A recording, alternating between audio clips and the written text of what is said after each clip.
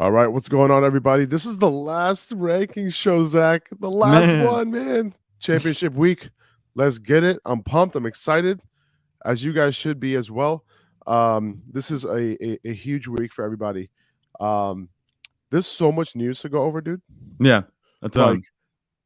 Like, this is like not the ideal championship week. yeah, With all the stuff that's going on with the Titans and a few other the Raiders, like we gotta get into it. But if you have Raiders, if you have Derrick Henry, you're not really feeling so great right now. no, not at all. Definitely. I mean, yesterday there was just so much news. Like, usually, I know there's usually like as soon as we get off the show, or when we would do the shows at noon, we would get off the show, and all the news would come in, and then you'd have to address it on your story or something like that. But there was just like news piece after news piece after news piece coming through on Sleeper, rumors, that kind of stuff. I saw rumors about Terrell Owens going to the Cowboys. There was just so much going on. I couldn't believe it. So yeah, there's a lot to unpack. Definitely, just fluctuating all over the place.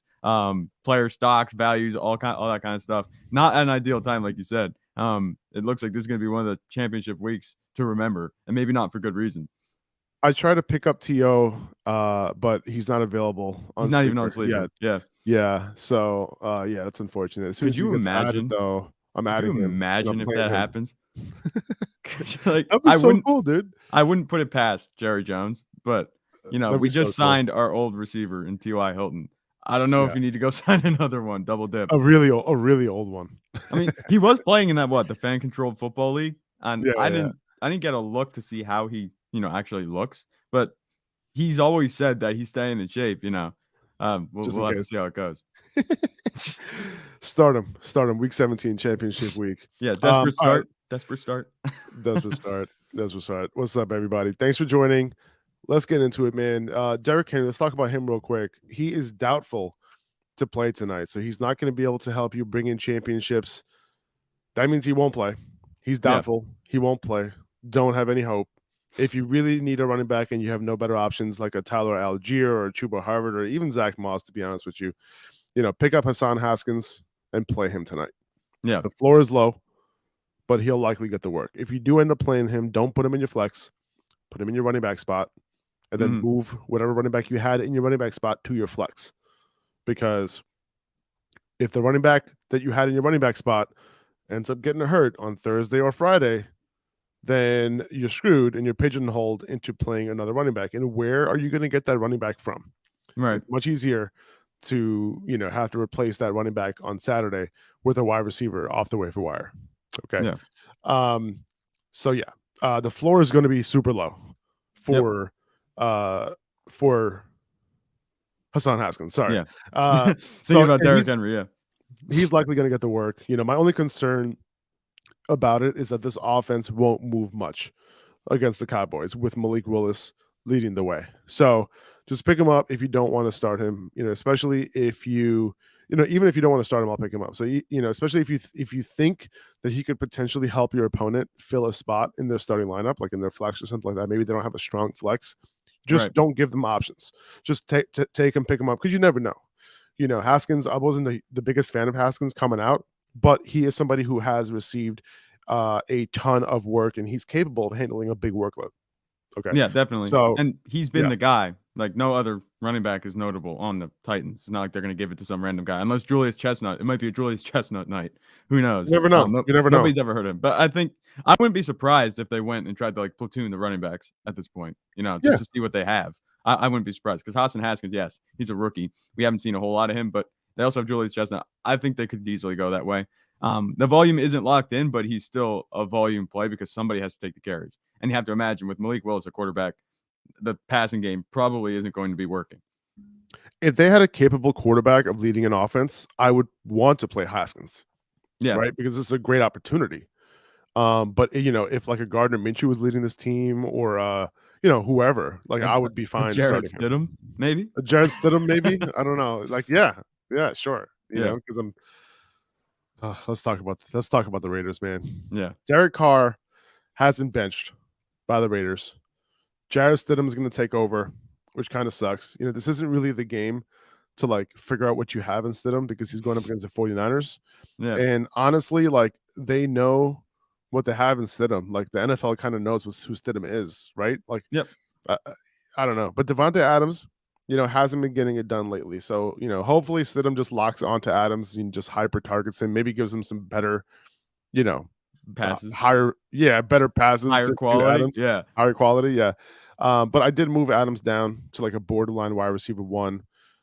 This could turn out okay and better than it's been over the last 3 weeks. My only concern was Ian Rappaport tweeting that they'll be looking at youth at quarterback and other positions, and some vets will take a step back, Yeah. assuming in terms of snaps and playing time. So that is my real concern here because you can't score fantasy points if you're not on the field. And in most situations, I'd be playing Devonta Adams no matter what, and Right. I'll be living with it, And I think that's what I'm going to be doing this week, unless I have some really really good alternatives. Yeah. I think that Devontae Adams is definitely in consideration for a bust. Obviously, he's been, shit in the bed the past couple of weeks. And I'm surprised by that even. He's been getting the targets. He just hasn't been getting the quality targets like we just said with Derek Carr. I think this is a big mistake. You're just going to piss off Devontae Adams because, like you said, this is why Derek Carr is the reason he went to Las Vegas. I don't know what the prospect is for him long term. Do you think if like Derek Carr leaves this offseason, which it seems like that's going to happen, like, do you think Devontae Adams can be happy to stick around and No, try to deal with bridge quarterbacks? That's not what he's going to want. And at this point, like in this season, I think it's definitely possible that he doesn't. Obviously this week, this championship week, this would be like an all-time bad beat as far as having a player on your team carry you so hard into the playoffs and then just completely fall off. I mean, for the past 3 weeks, which have been playoffs, right? He's just been shit in bed. He hasn't had over double-digit points, I don't think, in the past couple of weeks. It's just been horrific. And then for this, it's just like issue on top of issue. I think Jarrett Stidham could lock on, but like you said, if the guys step back, Devontae Adams, obviously he's upset if Derek Carr isn't going to be playing. There might be a chance he just kind of, gives up on this season and just moves forward and leaves this one kind of in the rear view. yeah, the reason why they benched Derek Carr is because if Derek Carr got hurt in the last 2 games, then the Raiders won't have a chance to move him, and a Yep. lot of that money would be guaranteed. So that's kind of the reason why they're kind of just putting him on ice so that he doesn't get hurt, and then they're not locked into him next season. Yeah. So it looks like they are going to be moving on from Derek Carr. I was never the biggest Derek Carr fan. Um, some delusional Raiders fans are probably like, "What? I don't get it. I don't understand. He's top 10 quarterback." No. He's not. He's No. not. Okay. Now with Josh Jacobs, like the playing time thing is also a concern with him, right? And on top of that, it's a really tough matchup. Yeah. So this makes me super leery of starting him. I'm probably like depending on my options, I'm probably starting him. Like when it's all said Yeah. and done, like maybe we'll get more clarity on this before the game from Jay Glazer or someone to say like, okay, like what is the expectation in terms of snaps for these guys? Like, are they going to be limited? Are they going to be coming out after the first half? Like, what's going to happen? I'm hoping for some clarity there because otherwise, this is a really bad situation if you Yeah. have either. I don't have a ton of either guys like on my teams. Like I have 2 teams in the championship game. Yeah. So like I don't have to worry about it, luckily, or Derrick Henry. I've been avoiding him too, which was probably a mistake. But Yeah. yeah, uh, this is not a good situation. I think Josh Jacobs, I'll probably, we did the ranking show yesterday. I haven't got Hmm. a chance to move him yet. But I'm probably going to end up when my rankings come out, full rankings come out later, by the way, on patreon.com/upperhandfantasy, flex rankings included. Josh Jacobs will probably be, somewhere in the RB2 range. Yeah. I mean, I think Josh Jacobs is in a better situation than Devontae Adams, once the dust settles from this move. Obviously, Jarrett Stidham starting isn't really a good thing, but maybe he checks it down. Maybe Josh Jacobs, they look at his contract, they're like, well, we didn't pick up his 5th-year option. He might leave in the offseason. Let's just get as much use out of him as we can. They might just give him a full complement of snaps. We'll see. That might be all that's working for them on offense, especially if Jarrett Stidham doesn't play very well. It's a tough matchup anyway. We figured he'd be ranked a little bit lower than we've had him in the past couple of weeks. But yeah, just the way the situation has fallen around him, it's going to cause him to drop a little bit further. I think that having him as a high-end RB2 wouldn't be a mistake. I think that upside might kind of be gone if Jarrett Stidham starts. And I'm not sure how this offense is going to look with him, but we know it's not going to be like anything fantastic. The touchdown upside might be limited. They Yeah, do have I'm Darren less Waller still. concerned. I'm less Yeah. concerned about Jarrett Stidham. When it comes to Josh Jacobs, it's more about are they going to limit his snaps? That's my Yeah, concern. that's it. Yeah, obviously. Are they going to limit his snaps? Number one, and then number two, the tough matchup. Like those are the two things that are kind of glaring for me. Not necessarily because, like at the end of the day, I mean, I don't know how much of a huge drop off this is from Derek Yeah, Carr to Jarrett Stidham. You know what I mean? I Like hear you. it's not like Derek Carr is like this amazing quarterback. Like it's not like you were going from Kyler Murray, to Colt McCoy, right? This Yeah. is not that. You're going from a mid-level quarterback to a low-end quarterback. I So think the only reason you could say Derek Carr maybe was mid-level and it's not that much of a drop is because he was so inconsistent. There'd be yeah, games where he looked fantastic, and then there are games where he just looks really bad. And he's had a right. couple of those the past few weeks. So I think that kind of that does, boil it down. I think if you want to look at it as optimistically as you can this week, like I said, you just hope that, they make the most of what they have left of Josh Jacobs. They just give him the ball a bunch of times because they obviously don't have him signed next season. He could leave in free agency. We'll see how that's going to go. They declined his fifth-year option. There's not a whole lot to be optimistic about with Raiders players right now, but I think that you could, in a pinch, get these guys, start them, and they might be able to contribute. But their ceilings, do you think they're pretty much gone? Do you think that Yeah, RB1, wide receiver one ceiling for both of these guys yeah. is pretty much out the window for the fantasy championship? I think so. I think All so. right. Unfortunately, unless Josh Jacobs gets a full complement of snaps, that's Yeah. the only way. Like if Jake Glazer says that he'll play at like full or something, then I'll play him as like a low end RB1 Right. this week. All right, let's move on. Tony Pollard didn't practice all week. He's questionable for tonight. It's very possible he does not play. If he's active, are you trusting him? I don't really want to trust him. I could totally see this being, Zeke's game. And we know how much the Cowboys and Jerry Jones especially wants to get Zeke on the field. He's been doing his thing. It's not like Zeke has been bad, but it'll be interesting to see how he performs without Tony Pollard and the offense overall, because Tony Pollard, he's a big chain mover for this offense. I don't think I would trust Tony Pollard tonight, even if he starts. I think Zeke's going to be in line to get the touches. We know he can handle it. He might not be super efficient like Tony Pollard, but they're not going to hesitate to give Zeke 20 carries if that's what it comes down to. And that could definitely be possible tonight. So I would say don't trust Tony Pollard. Zeke, I don't want to bump him up, but I think he has just a better chance of scoring a touchdown tonight. He's at like 800 some yards. Tony Pollard's at 988. I think both of these guys could get to 1,000 yards by the end of the season. This would be like the Zeke game to put up 80 yards and a touchdown. I think he's pretty much a lock for that kind of production. And then maybe, I mean, Malik Davis has been around. He's not going to be getting like any massive target share out of the backfield, but Zeke could get a couple more passes going his way too, which could definitely buoy his production. I wouldn't be surprised if he hits 20 fantasy points PPR tonight against the Titans. I would be surprised if Zeke hits 60 yards rushing tonight. You And think that's so? assuming the Titans are playing all their defensive starters. So They're missing. I think wasn't Jeffrey Simmons ruled out?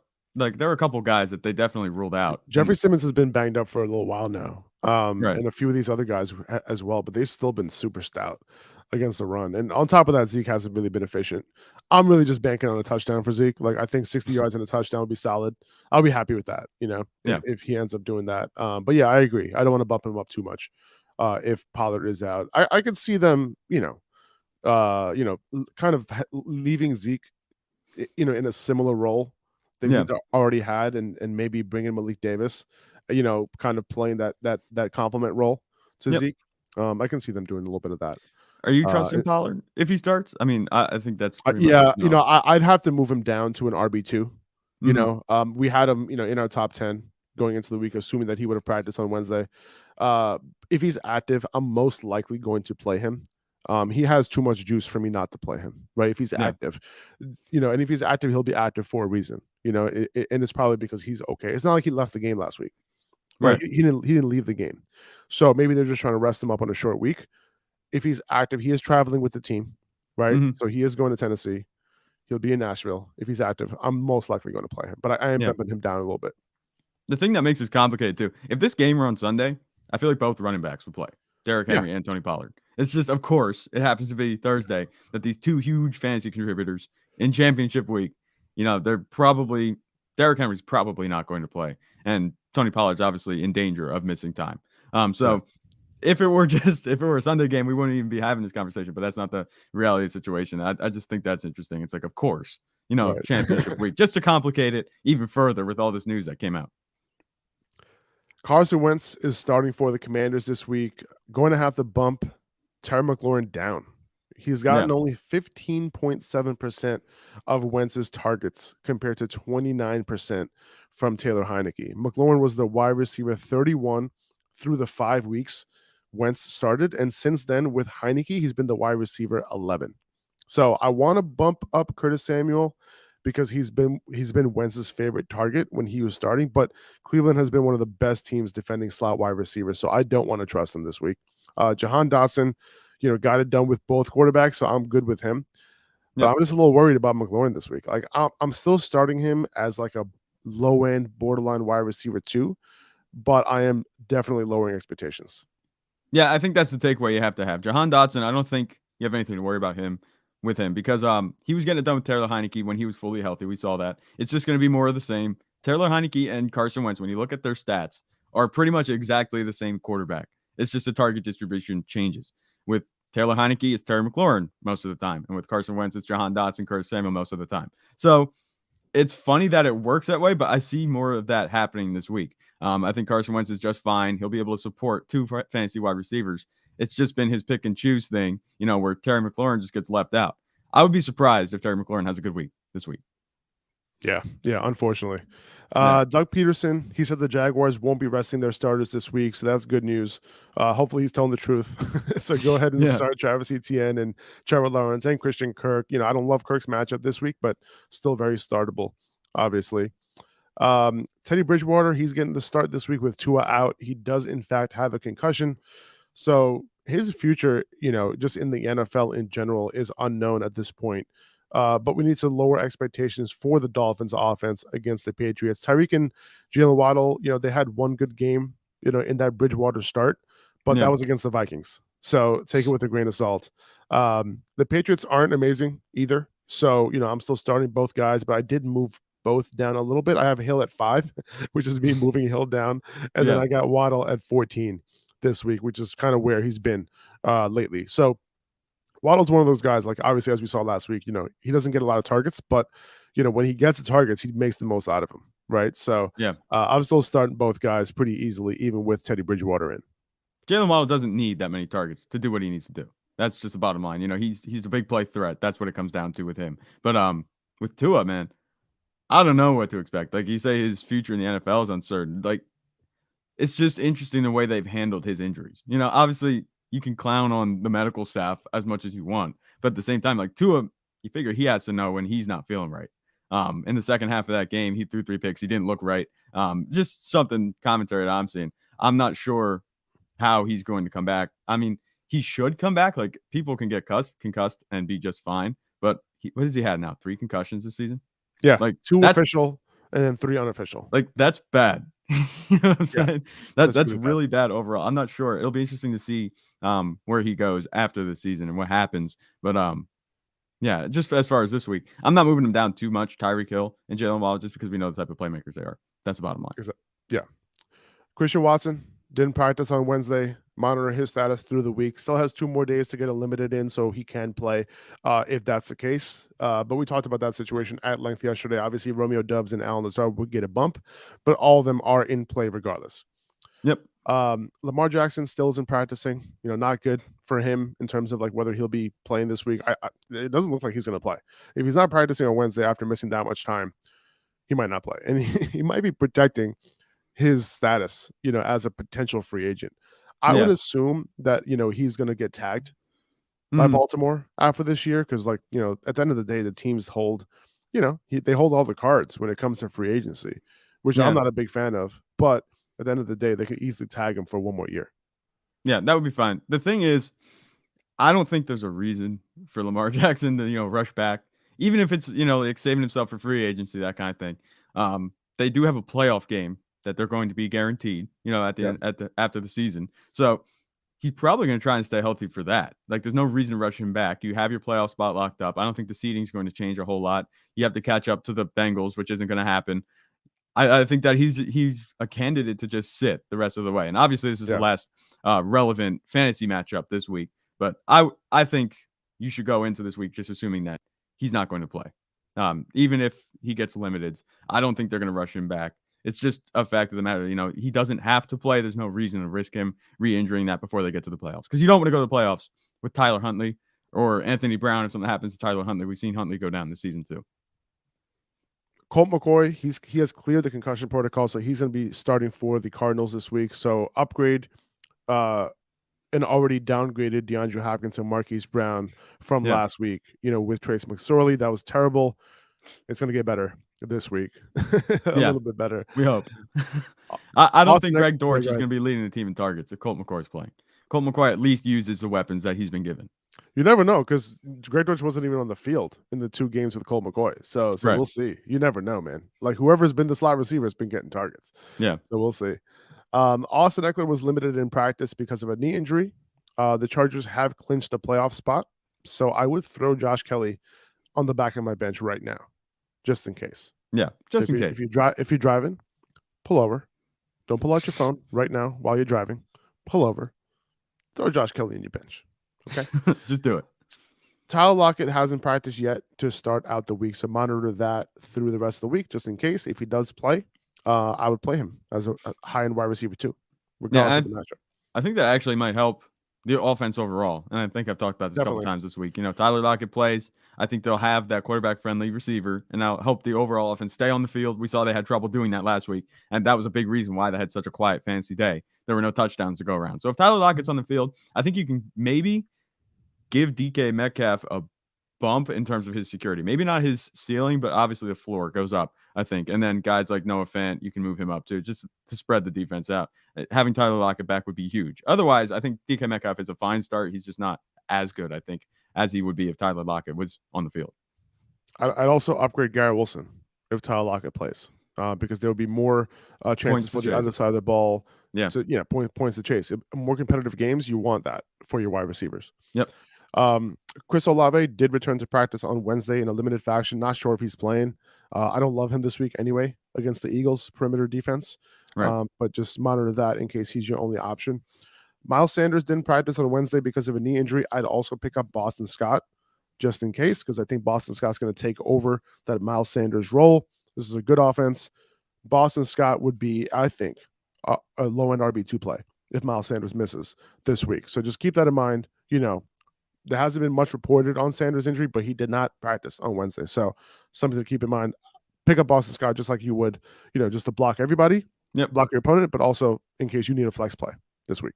Yeah, anytime that kind of thing happens, a player misses, just go pick up their handcuff. It's pretty simple rule of fantasy football. If you have the space, just go get them. I'm not, especially this week because it's championship week. So you not only do you want to block, there's only one other opponent if you're in the championship, right? So this, and also it's like you're not stashing any guys on your bench, right? So it's like pick up the guys that matter for this week. Yeah, there's no long-term stash, and it's like if a guy's injured, just get rid of him. It's very just matter of fact at this point. Just go get who you need and that kind of thing. I completely agree.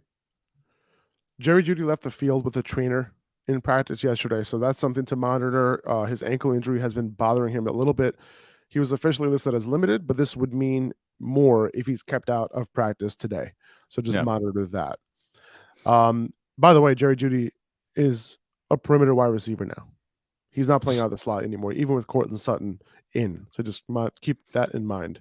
Aaron Jones did get a limited practice in on Wednesday, which is a good sign that he'll play this week. So I'd expect more touches this week than last week. He had less than 10 touches last week, so that's really sucked and probably not throughout the playoffs.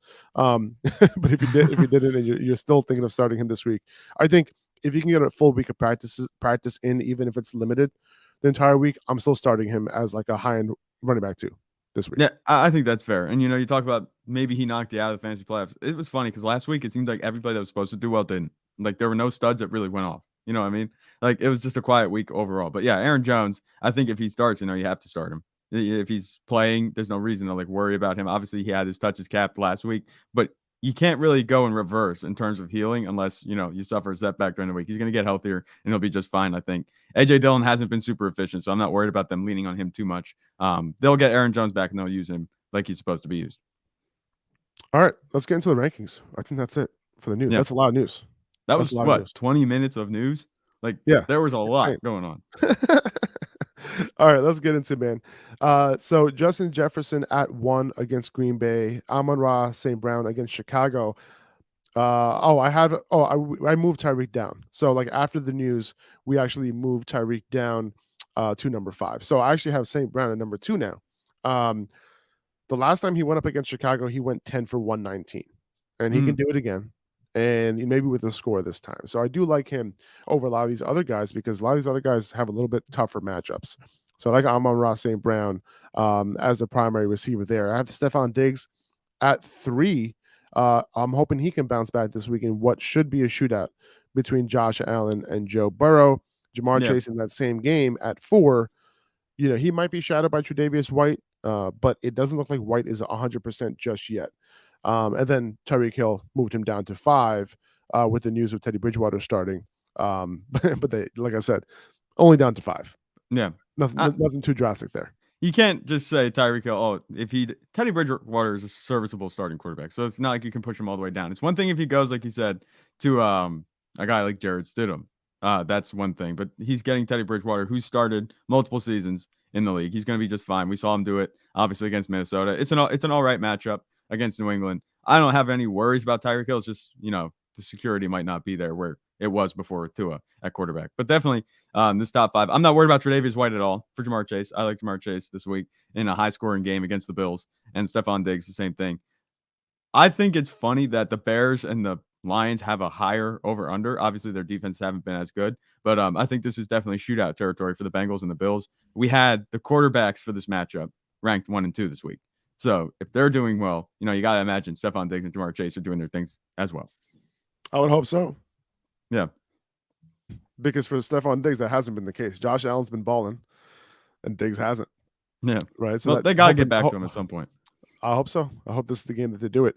But yeah, about Jamar Chase, the Patriots have been super leaky to wide receivers this year, especially lately. Over the last 4 weeks, they're giving up the 6th most fantasy points to wide receivers, the 6th most receiving yards, and they've given up 7 receiving touchdowns to wide receivers over the last 4 games. So I'm looking for Jamar Chase to do his thing in this game. Absolutely. Yeah. CeeDee Lamb at 6 against Tennessee in a great matchup. If they can't run the ball, no team has been able to run the ball against Tennessee for the most part. So I think CeeDee Lamb, in a good matchup, can do his thing. Keenan Allen, he's been getting it done, man. Like he's at 7 this week. Christian Watson, I have him at 8. The matchup is so good. Okay, so if he plays, you cannot leave him out of your lineup, like Right. straight up. You cannot. Okay. I have DK Metcalf at 8 in case Tyler Lockett can't go. It's a really tough matchup. If Lockett doesn't go, like he'll probably get a very sizable target share in this one either way. I might move him below AJ Brown and Garrett Wilson, maybe even below T Higgins if Lockett does play. So that will kind of bring DK Metcalf back to where he's been ranked, him and Tyler Lockett, in that high end wide receiver 2 area. Yeah, if Lockett plays, you can just slot him right in next to DK Metcalf like we've been doing. Like if he could say DK Metcalf goes to 12, would Lockett be like 11 or 13? I feel like you have to, pretty right? much. Yeah, I mean, pretty much. I think what I would do is this: I have AJ Brown at 9. I do have Garrett Wilson, and then I would have Garrett Wilson at 10, and then I'll probably have DK and then Lockett right after. So still both pretty much borderline wide receiver 1s. Yeah, pretty much. I might even put, just because I like the matchup for the Bengals wide receivers so much, I might put T Higgins above both those guys this week, just because it's a tough matchup against the Jets. Yeah, with Christian Watson, you just have to hope that he plays. Obviously, he's at 8. I'm just going back on that one. If he plays, I think he could finish even in the top 5. I wouldn't be surprised if that happens. But we just have to hope that he plays. Keenan Allen's like the surest thing in fantasy football right now, as far as receivers go, because he's just going to get those targets. And CeeDee Lamb, like you said, love his matchup. I love what I think the game script is going to be. If they go up, I think CeeDee Lamb's going to be a big reason why they're going up. I think he can have a strong game, even if he does just play the majority of his time in the first half. I think they can get it done for you this week. So I have no hesitations and reservations about CeeDee Lamb or Dak Prescott or really the Cowboys offense in general this week. I think they can score points, get off the field, and that's just going to be that. So AJ Brown, he's down here. Like he's been a little higher lately, but I don't think he has the same ceiling, with Gardner Minshew starting, right? Because this is a tough matchup for quarterbacks and wide receivers. So New Orleans has given up the 4th least fantasy points to wide receivers over the last 4 weeks and the 2nd least over the last 8, and they've been stout, and they've been without Marshawn Lattimore in this entire time. I'm still firing him up, obviously, because we know what his upside is, like regardless. Yeah. But I am moving him down because I do like the upside and the floors of all of the guys that I'm ranking above him right now. Yeah, I think that's totally fair. It's not anything against AJ Brown. It's just the way, obviously, like you said about the quarterback. Gardner Minshew also targeted Devontae Smith a lot. Devontae Smith had a good game. Obviously, he was dealing with AJ Brown was Trayvon Diggs in coverage, who had a pretty rough game, but he was able to capitalize AJ Brown just fine. He didn't have a humongous game, but Devontae Smith was really just picking on the Cowboys back end starters. But I think that both of them are going to be reliable this week. I like AJ Brown, even though it is a tough matchup, like you said, against New Orleans. So we'll see how it goes. I think having him here makes sense, but he could definitely just kind of finish up in the top 5 if things go correctly for them. I'm not sure how if the offense looks like it did last week against the Cowboys, like this week against the Saints, I think AJ Brown could definitely finish as top 5. I have Garrett Wilson at 11. His history with Mike White, well documented. He's the clear alpha there. He Yep. should get his targets despite the tough matchup against Seattle. In weeks 12 to 14 with Mike White starting, Garrett Wilson was the wide receiver 4 overall. And this is basically a playoff game for the Jets. Yep. So, the Jets are going to do what they need to do to get Garrett Wilson the ball. Preciser has this game total at 49 this week. So relatively high scoring game. And you have to start Garrett Wilson this week. Yeah. With Garrett Wilson, you have pretty much the good versus the good. Mike White and Garrett Wilson have been a very good duo in terms of fantasy points scored, when they do play together and Mike White's healthy. But also, it's a tough matchup, like you said, against Seattle. They're allowing the third least fantasy points season long and the second least in the last 4 weeks. They've just been playing very well in Seattle's secondary. So I think that something's got to give. I think Garrett Wilson can do it. We know Mike White. It's going to be a tough matchup. We had Mike White ranked as 9. I think we believe in him. I know you believe in him. I believe in him. I think that this could definitely be a good game for Garrett Wilson, despite a bad matchup and a shootout potentially too. We'll see how it goes. T. Higgins got it done last week with Jamar Chase on the field. That was good to see, and now he gets another good matchup against New England. So I upgraded T. Higgins a little bit. I brought Devontae Adams down to 13. We talked about him at the top of the show, but I want to know what you think about him being at 13. Is this appropriate for you? Like, I know that, obviously on this graphic, we have Jalen Waddle at 13. I moved him right above him, but would you rather start guys like Jalen Waddle, Chris Godwin, Devontae Smith over Devontae Adams this week? I think I would with Jalen Waddle. Outside of that, I'm not sure. Chris Godwin, the Buccaneers offense we know isn't doing a whole lot of scoring. Devontae Smith, he had a good week last week, but AJ Brown's liable to get those 10, 12 targets anytime. And we don't know exactly. We have a small sample size with this offense under Gardner Minshew. So I think that Jalen and Devontae Smith had a really, really good matchup last week. So it made sense why he was the guy to get it done last week. Right. So I wouldn't be surprised if we see things just kind of relocate, targets to AJ Brown again this week. Like I said, it's a small sample size with Gardner Minshew. So I think, yes, Jalen Waddle I'd start over Devontae Adams. But outside of that, I think the other guys just don't have the upside. I think if Devontae Adams is hyper targeted and gets enough snaps, where he's not being like just held back, I think he can be he can have a strong week, 20 plus fantasy points. But that's if everything goes exactly correctly. But I'm willing to take that chance, then roll the dice with a guy that might not get that type of target share. We'll see how Jarrett Stidham, dials in to Devontae Adams, whether he does or not. I'm going to agree with you there. I'm going to move Jalen Waddle above Devontae Adams. So Devontae Adams down to 14 this week. Right. So we have Chris Godwin after him against Carolina at 15, Devontae Smith at 16, again in a tough matchup, along with AJ Brown. Then I have DeAndre Hopkins against Atlanta, with Colt McCoy now. Keep in mind that he'll likely be shadowed by AJ Terrell in this game. Not the worst thing in the world.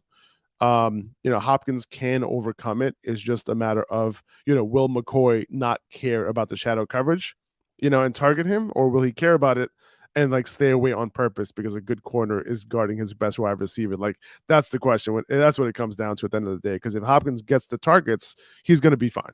Yeah, and that's what it's been. The whole season. We just didn't see him get the. Well, actually, he got 10 targets last week. I'm thinking about it now. He got 10 targets last week, but he only caught one of them.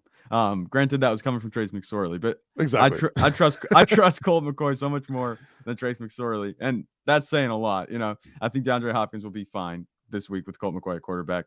You can move from Kyler Murray to Colt McCoy and get away with DeAndre Hopkins. You can get away with that, but go to Trace McSorley, you can't do that. So I have no worries about DeAndre Hopkins this week. I think this is kind of a floor ranking. I think he can get it done this week regardless. Juju against Denver at 18. Tough matchup, but he got it done the last time these two teams went against each other. Kawhi Williams did play in that first game. Maybe he wasn't all the way 100%, but he played a full complement of snaps. And Juju has been volatile all year, right? But Yeah. you just kind of have to live with the volatility with him. Just start him as a wide receiver 2 because he's Patrick Mahomes wide receiver 1. Like, how do you decide, right? Because he's got it done in good matchups. He's got it done in bad matchups. He's been quiet in good matchups. So it's like you kind of never know what's going to happen with Juju. You kind of just have to start him at this point, right? Yeah. He embraced the volatility, and that's been the story all season. He opened up real quiet, and then he had a strong stretch of games, quieted down again, and he got a couple more strong games, and now he's back on that quiet stretch. You can't leave him out of your lineup if you have guys that aren't as good as Juju Smith-Schuster, in terms of this week that you're starting. There's no reason to be starting guys that are obviously worse and in a worse situation than Juju Smith-Schuster. I think you just put Juju in and you hope for the best at this point. Like, I think he's ideally a flex. That's exactly what I'm looking for in a flex, a high upside player like Juju. You're not going to have consistency really with him, but that upside there, if you get it, could win you your championship this week. I have DJ Moore against Tampa at 18. He's been getting it done for you, man, with Sam Darnold. Carlton Davis, he missed practice on Wednesday, so keep an eye on that. If he doesn't go, Moore will get an upgrade because he could potentially see a Carlton Davis shadow. Jamel Dean also banged up with a toe injury. I think he was limited in practice, so keep an eye on the Bucs practice report this week. But regardless, like, he's been getting it done with Darnold. Fire him up as a wide receiver too. Yeah, and he has a solid matchup. It's not terrible this week. They're allowing the 12th most fantasy points over the last 4 weeks and 13th most. It's just right in the middle of the pack there, just a little bit better than average Yeah. in terms of matchup for DJ Moore. I'm not worried about it. He's played well in tough matchups. He got it done against Denver a couple weeks ago. So I'm not worried about him in Tampa Bay, especially with the way Sam Darnold's playing and the offense is actually rolling in Carolina. So I would give him the benefit of the doubt at this point. Keep an eye on that Jerry Jeudy injury, but if he's good, I'm playing him against Kansas City at a wide receiver at 20. He went over 100 yards last week, if I'm not mistaken. And by the way, he hardly played in the slot last week with Sutton back. That's Kendall Hinton's job now. Last time he went up against Kansas City, he got the hat trick, right? Yeah. So just keep that in mind going into this week. I have Mike Williams at 20, Terry McLaurin at 22. We talked about 21. We talked about the impact that Carson Wentz can have on him at the top of the show. If you haven't listened to that, you might want to rewind to the top of the show. We talk about that a little bit. DJ Shark at 23. I know this graphics all is messing me up, but I have the actual rankings in front of me. DJ Shark at 23 against Chicago. I like this matchup for him. Alan Lazard at 24 against Minnesota. The matchup is great. I would fire him up regardless of whether Christian Watson plays. I think, whether you start Romeo Doubs is more of a question of whether Christian Watson plays, but regardless of whether Christian Watson plays or not, if he does play, Alan Lazard's still getting a full complement of snaps. He's still a starter with Christian Watson. So fire him up regardless, I would say. Yeah, in a good matchup, Alan Lazard, he's been a target magnet a lot, regardless of whether he's been doing much with those targets. He's been getting those targets. That's all you can ask for. And in a good matchup, I think there's a better chance than not that he, really capitalizes on those targets coming his way. And if Christian Watson's out, all better for him. But otherwise, even if Christian Watson plays, like you said, you're going to start him. DJ Chark, I like him in the matchup that they have. That game has the highest over/under. I think that you can trust him. Terry McLaurin, like we said, do you think it might be a little bit high to have him at 21, 22 with underneath Jahan Dotson? Like, are you tempted maybe to put Jahan Dotson over Terry McLaurin this week? No, I don't think so. Even with, Jahan Dotson with Carson Wentz, like Jahan Dotson wasn't even getting that much of a higher target share than McLaurin when Carson Wentz was playing. It was more about Jahan Dotson ended up with the fantasy points because he ended up scoring, touchdowns during that streak with Carson Wentz. But I'm still starting the better wide receiver. It's possible that Carson Wentz comes in and does end up targeting Terry McLaurin. So I'm not going that far to say like, oh, I'm going to depend on Dotson to score that touchdown. But I think Dotson is an upgrade, because of the fact that, or at least stays where he's at because Carson Wentz is at quarterback. So I'm still starting McLaurin. Like, the thing is, like, McLaurin is the number one for this offense, right? And then you look at the guys under him, DJ Shark, who's not, Alan Lazard, who's not, so I'm a little tempted to just not, if you're going for upside, I'd rather play Alan Lazard, right? Yeah. I'd rather play DJ Shark. Maybe Zay Jones, but he has a tough matchup. And that's really it, honestly, because I think McLaurin has the upside that these guys have too. It's just a Yeah. matter of will Carson Wentz target him. So yeah, I am down on Terry McLaurin.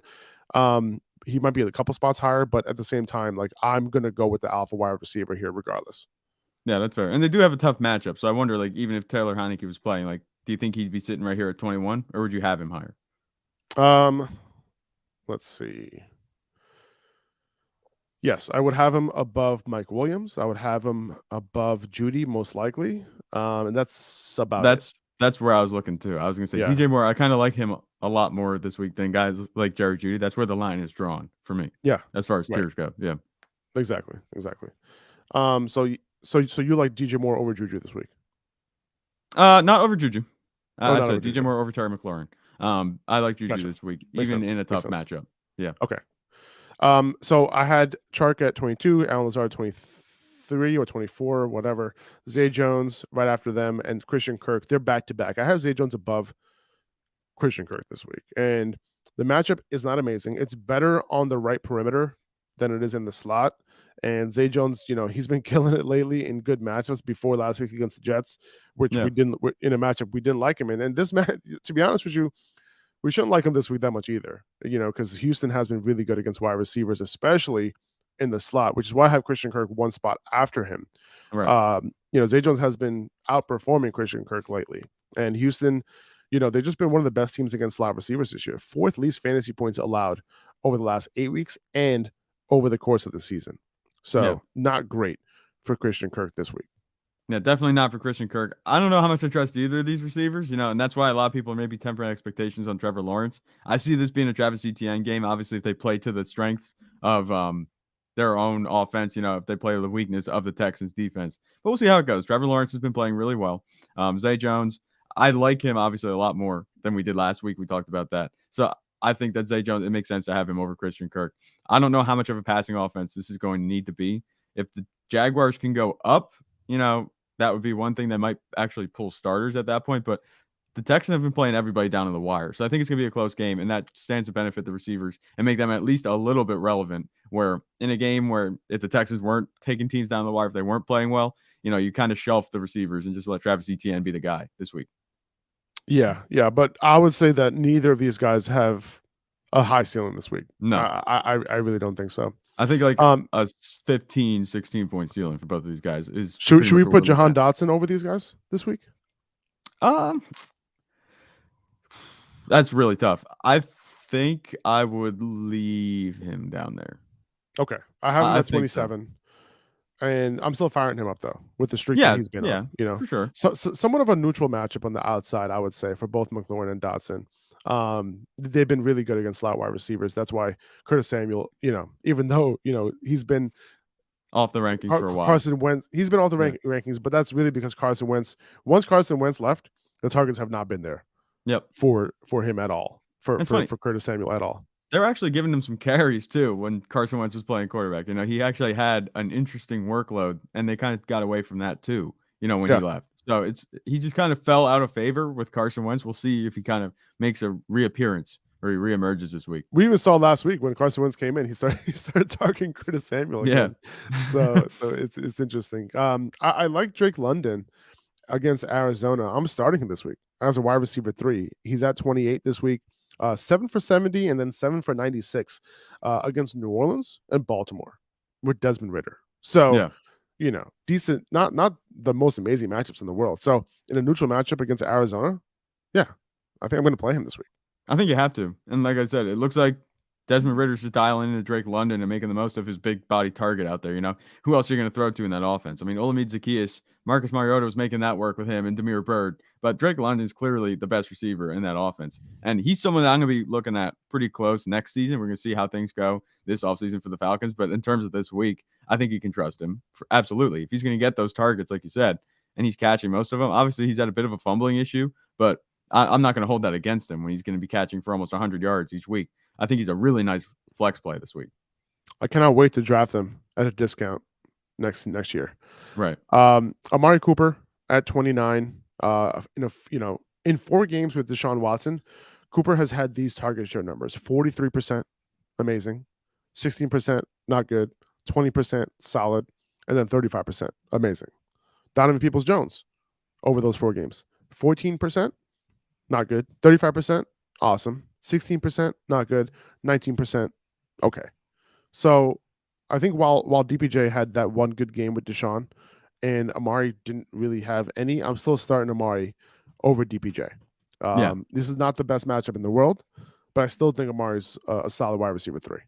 I think that's what he's going to be. And we talked about that as soon as Deshaun Watson, after that first week with him, we kind of said that Amari Cooper is going to take the hit, at least for the end of the season. This is what I'm expecting. I don't think he's going to finish as a top 24 the way this Browns offense plays. I'm more intrigued for him next season. But this week, I think that he's definitely the play over Donovan Peoples-Jones. I think Amari Cooper is a much better receiver, obviously, overall. Donovan Peoples-Jones, he's a good deep threat. But I think that Cooper, he has a better chance to get it done this week against Washington, a team that he's actually played pretty well historically against, if that counts for anything. It's a middle of the pack, a little bit worse than middle of the pack matchup for Amari Cooper. I think if anybody's going to be catching the passes, it's going to be him. Obviously, the weather much more favorable this week than it was last week, and Cooper was able to get it done anyway. He actually had one of his better performances with Deshaun Watson last week in the rough weather. Yeah, I agree. I have Marquise Brown next, 20% and 24% target share for him in the 2 games with Colt McCoy. So, if he's going to be matched up with Darren Hall with AJ Terrell focused on Hopkins, that might be a good thing for Hollywood. And whether he plays exactly, and whether he plays on the right side like he did last week or the slot like he did in the 2 games with Colt McCoy, the Falcons have been bottom 12 in terms of giving up fantasy points from those 2 spots over the last 4 weeks. So I think in PPR he can actually give you a solid floor this week. Yeah, I think that Marquise Brown, as long as somebody not named Trace McSorley is playing, he's going to have a fine floor. I don't like the upside really at all for any of the Cardinals receivers, but the floor is much more secure. They're startable as long as Colt McCoy plays. So it's pretty much you're going to start him if you have him, I think. I don't think you really – if you had to pick, I know we have Amari Cooper ranked over him. Would you put Marquise Brown or Amari Cooper? Do you think it's kind of the same? Amari Cooper. I think Amari Cooper has a little bit more upside. All right, that's fair. But I guess he's playing with DeAndre Hopkins, so I guess that's true. I'm kind of tempted. I might be tempted to put Marquise Brown in if that matchup, goes his way, like you said. Yeah. No, I can see that. I can see Marquise Brown's outscoring Amari Cooper for sure. I have Donovan Peoples-Jones next, just because, he's just kind of been getting it done, not on the targets, but he had that really good game with Deshaun, so I think there's a little bit of upside here, with him. That's really it. We have our wide receiver rankings and running back rankings and all positional rankings. That's going to be up on our Patreon a little bit later today. Definitely before the Thursday night football game. So, keep an eye on that. Patreon.com/upperhand fantasy, or you can just click the link in the description of the either on YouTube or on Spotify, Apple Podcasts, wherever you get your podcast from. And yeah, that's it. Let's go over tight ends. Yeah. Let's get it going. Travis Kelce at 1, no surprise. George Kittle at 2. He's just been balling out of his mind lately. With Brock Purdy. So you got to play him with Brock Purdy, And I actually don't attribute Brock Purdy to be targeting. I don't think it's because of Brock Purdy. I think it's because Deebo Samuel has been out. And I think, historically, in George Kittle's career and Deebo Samuel's career together, in games with Deebo Samuel, Kittle just hasn't been as much of a factor. So, and regardless of whatever quarterback has been there, without Deebo Samuel, George Kittle has balled out almost every single time. So I'm chalking it up more to that. I think if Deebo Samuel was playing, I think George Kittle wouldn't have as high of a ceiling as he does. But he has been a clear focus on this team. What's really interesting to me is that, Kyle Shanahan coming into all these games, I feel like he knows exactly who's going to be the playmaker for every one of these games. And he schemes it up that way. And Kittle has been really depending on his after the catch ability because he's one of the best in the game at that. So it's really good to see that he still got it. So I'm happy to see him there. I don't think it was ever a question with George Kittle if he could do it. It's just, he wasn't as big a factor as he could be. And now we're seeing that with Brock Purdy and Deebo Samuel out. I want to attribute a little bit to Brock Purdy because he had 2 other quarterbacks this season that, didn't really feed him the ball like Brock Purdy's has been. I think George Kittle, he's benefiting a little bit from Brock Purdy. It's interesting. And I want to see what they do with the quarterback situation there. If Brock Purdy continues to play well, then what, Yeah. Yeah, no, I hear you. He did get 8 targets last week. That was awesome to see. TJ Hawkinson, obviously, he had that huge game, right? So you got to bump him up. He's one of the best players and has one of the highest ceilings of any tight end at this point. Dalton Schultz. Actually, no, I actually changed up my tight end rankings after this. After we put out this The graphic. These graphics here. So I actually moved Evan Ingram above Dalton Schultz and Dallas Goedert. He's just been getting it done. He's been getting the targets. It's a good matchup. If these wide receivers, we talked about them having tough matchups this week, right? So Evan Ingram, Houston has been a little bit not so good. Right. Yeah. A little bit not so good. A little bit against not tight so good. ends. A little bit not so good. They're a little bit worse than middle of the pack in terms of allowing points. They're a positive matchup. We can call them that. It's a positive matchup for Evan Ingram. A little bit not so good for Evan Ingram. So just start him. He's been getting the targets, man. He's been really coming on lately. So there's no way you're not starting him, right? Dalton Schultz has been a little quiet the last couple of games. Yep. Decent matchup for him as well. So still starting him. Dallas Goedert at 6 after Dalton Schultz, one of the best tight ends in the game. He's back to a full-time role. A little bit of a tough matchup against New Orleans, but I'm still starting him. And then Tyler Higbee, I moved him up above Mark Andrews. Okay, I had Mark Andrews at 8 now. Tyler Higbee at 7. And that's because Tyler Higbee has been a full route participation in the last 2 games. He's had a ridiculous target share the last 2 games. It looks like he's Baker Mayfield's favorite target. And on top of that, he has a good matchup this week. So, right. Listen, at the end of the day, at this point, it looks like Lamar Jackson isn't going to play. So yeah. I'm just gonna start Higbee in a good matchup against the Chargers. And if I had Mark Andrews, I'm sorry. I can't start him right now. Yeah, do you think it makes sense to even have him at 8? Like, I don't know if I trust him. Like, he hasn't shown any upside, these past few weeks, the way that he's been playing. The matchup isn't fantastic either, against Pittsburgh. Welcome to tight end purgatory, Mark Andrews. Like, it's been a long time coming. We've waited. We hope that he doesn't fall in this range, but it looks like he's going to at this point. And this is where we have him ranked beneath all these other guys. I think it makes sense. Dalton Schultz has a good matchup too. Dallas Goedert. It doesn't matter to match up at this point when you have a talent like him and the tight ends, looking the way they've been looking.